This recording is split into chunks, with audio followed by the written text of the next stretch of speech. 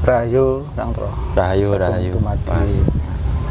Saya dari Brebes, Jawa Tengah.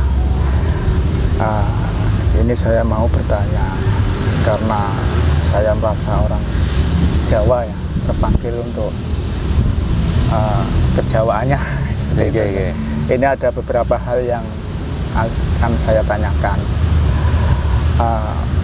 Sebetulnya orang hidup itu yang dicari itu apa? Sebetulnya itu satu.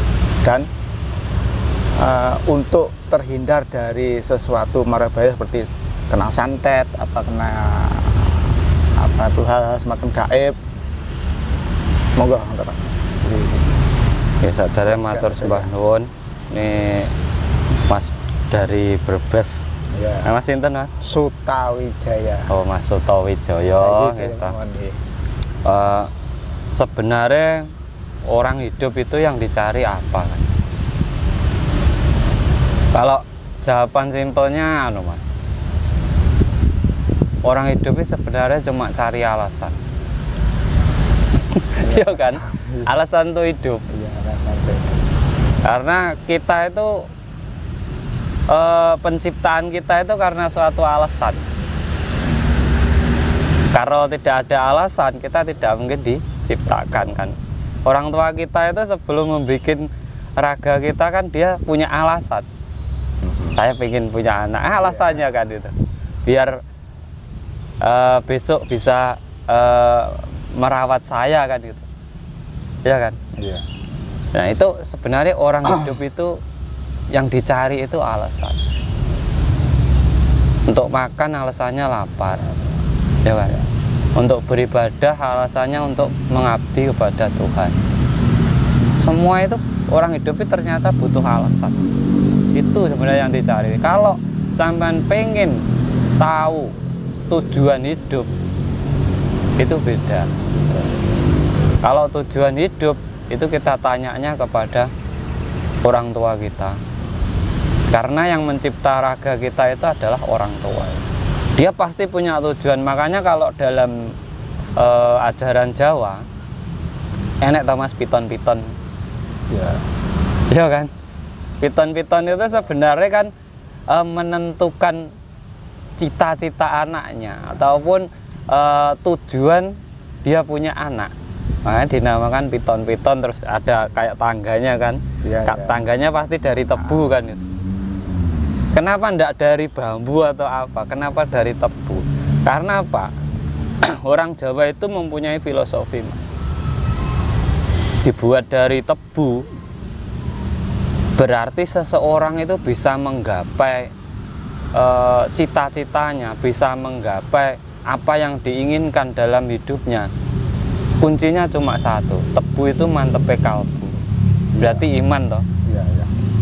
Keyakinan, keimanan dalam diri kita. Ya itu menyimpulkan bahwa ternyata leluhur kita terdahulu itu ilmu pemahamannya tentang kehidupan itu luar biasa. Dia sudah menemukan kunci-kunci tersendiri sehingga dijadikan sebuah tradisi. Apabila anak cucu mereka nanti bisa membongkar misteri di balik tradisi ini, itu akan menemukan pelajaran hidup yang luar biasa. Makanya enaknya piton-piton. Kenapa ora 6-6 apa 5-5 kan? Pitu-pitu itu berarti tujuan dari si bayi ini yang dipitoni ini. Dan dia harus naik tangga, harus bisa merubah hidupnya yang lebih baik daripada orang tuanya. Makanya diberi tangga, terus suruh milih ya kan, di dalam kurung.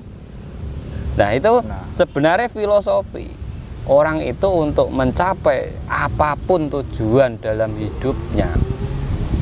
Kunci utamanya hanya sebatang tebu, manteping kalbu. Jadi keimanan. Dan kalau dalam keilmuan modern sekarang sebenarnya itu adalah keyakinan diri atau program dalam diri. Karena di saat orang bisa yakin, bisa memiliki niat, tekad yang kuat, maka tidak ada yang tidak mungkin. Itu kalau dalam agamanya kun fayakun. Karena Tuhan selalu mengikuti apa yang kita pikirkan atau apa yang kita angan-angankan. Apapun itu, jelek, baik, celaka, bahagia, semua akan dikabulkan. Karena apa? Ya Tuhan tuh maha welas asih.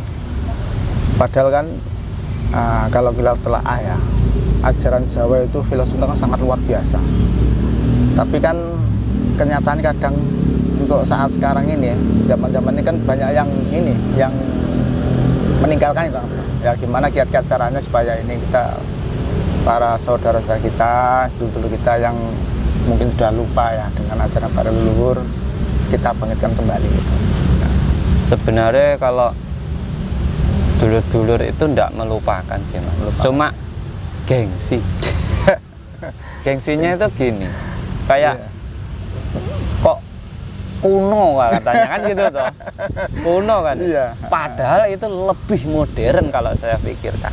Siapa bisa menemukan filosofi yang seperti itu kan? Orang sekarang itu loh, ninggalin apa? Kata-kata mutiara aja niru orang dulu kan. Sebenarnya dia itu tidak meninggalkan itu loh, rasa gengsinya itu karena merasa modern. Padahal kita ini bukan semakin modern, enggak. Kita itu kenyataannya semakin terpuruk kalau saya pikir-pikir. Orang dulu makmur, ya kan, bisa dengan tetangga, dengan saudaranya itu saling berbagi. Bahkan dulu enggak ada uang, uangnya dari emas. Dan konsep perdagangannya barter kan. Sekarang semakin ada uang, orang kan semakin ribet. Kalau dulu enggak, harus senilai. Sampai punya beras, saya punya jagung, ditukar senilai. Kalau sekarang kan enggak, tanah ditukar dengan kertas. Ya kan? Loh, ya kan? Tanahnya kalau kena air makin subur, lah kertasnya kena air. Nah, itu. Makanya pola pikir orang sekarang ini itu kenapa saya bilang lebih merosot daripada orang dulu. Terlalu gampang, menggampangkan sesuatu sehingga apa? Dia itu sebenarnya lupa dengan pedoman yang sebenarnya dalam hidupnya. Makanya kalau kita mau menelaah ataupun mencermati setiap tradisi dari leluhur kita, di situ ada sebuah keilmuan yang luar biasa. Nah, untuk menanggapi pertanyaan sampan yang kedua,